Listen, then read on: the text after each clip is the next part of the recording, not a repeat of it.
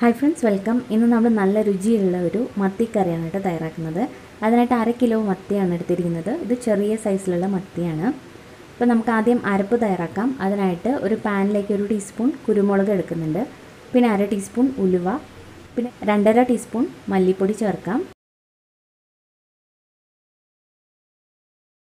1 teaspoon നല്ല എരിവുള്ള മുളക് പൊടിയും 2.5 ടീസ്പൂൺ കാശ്മീരി ചില്ലി പൗഡറും കൂടി ചേർക്കാം. അപ്പോൾ നല്ലൊരു കളറും കിട്ടും, അതിന് വേണ്ടിയിട്ടാണ്. ഇനി ഈ പൊടികളെല്ലാം കൂടിയിട്ട് നന്നായിട്ടൊന്ന് മൂപ്പിച്ചെടുക്കണം. തീ കുറച്ച് വെച്ചിട്ട് നമുക്കിതൊന്ന് മൂപ്പിച്ചെടുക്കാം. ഇപ്പോൾ കുരുമുളക് നമ്മൾ 1 ടീസ്പൂൺ ചേർത്ത കാരണം തന്നെ അത്യാവശ്യം എരിവ് കാണും. പിന്നെ എരിവുള്ള മുളക് പൊടിയും നമ്മൾ 1 ടീസ്പൂൺ ചേർത്തതാണ്.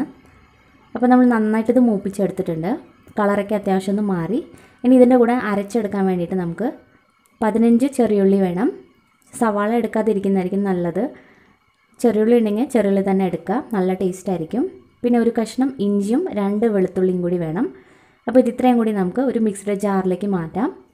അപ്പോൾ ഇതൊക്കെ ഒന്ന് കട്ട് ചെയ്തിട്ടാണ് ചേർത്തിരിക്കുന്നത്. ഇതിലേക്ക് ഇനി നമ്മൾ നേരത്തെ വറുത്ത് വെച്ചിരിക്കുന്ന പൊടിയും കൂടി ചേർക്കാം. ഇനി ഇതിലേക്ക് 1/2 ടീസ്പൂൺ മഞ്ഞൾപ്പൊടിയും കൂടി ചേർക്കാം. ആവശ്യത്തിന് വെള്ളം കൂടി ഒഴിച്ചിട്ട് നല്ല ഫൈൻ പേസ്റ്റായിട്ട് ഇത് അരച്ചെടുക്കണം.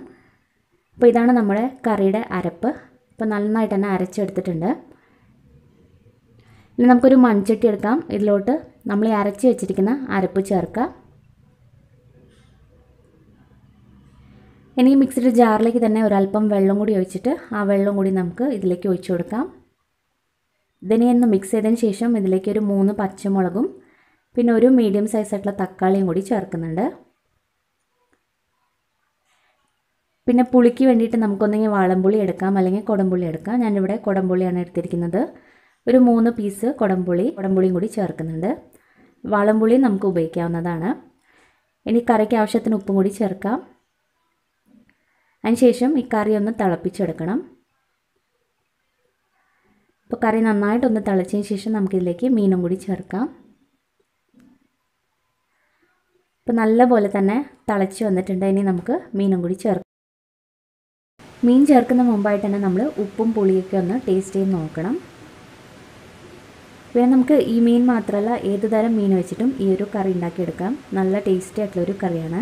അപ്പോൾ നമ്മൾ മീൻ ചേർത്തതിന് ശേഷം ഒരു 8 മുതൽ 10 മിനിറ്റ് വരെ വെച്ച് കുക്ക് ചെയ്തെടുക്കാം. അപ്പോൾ ഇത് ചെറുതായിട്ട് സ്പൂൺ വെച്ചൊന്ന് മിക്സ് ചെയ്ത് കൊടുക്കുന്നുണ്ട്. അല്ലെങ്കിൽ നമ്മൾ ചട്ടി ഒന്ന് ചുറ്റിച്ചെടുത്താലും മതി. ഇനി ഇതിലേക്ക് ഒരല്പം കറിവേപ്പിലയും കൂടി ചേർത്ത് നമുക്കിതൊന്ന് വേവിച്ചെടുക്കാം. ഇപ്പോൾ മീനൊക്കെ നന്നായിട്ട് തന്നെ കുക്കായി കിട്ടിയിട്ടുണ്ട്. ഇനി നമ്മളിതിലേക്ക് അവസാനമായിട്ട് ചേർക്കുന്നത് തേങ്ങാപ്പാലാണ്. അപ്പോൾ 1/2 മുറി തേങ്ങയിൽ നിന്നെടുത്ത നല്ല കട്ടി തേങ്ങാപ്പാലും കൂടി നമുക്ക് ഇതിലേക്ക് ചേർക്കാം. തേങ്ങാപ്പാൽ ചേർത്തിട്ട് ചെറുതായിട്ടൊന്ന് മിക്സ് ചെയ്ത് കൊടുക്കാം.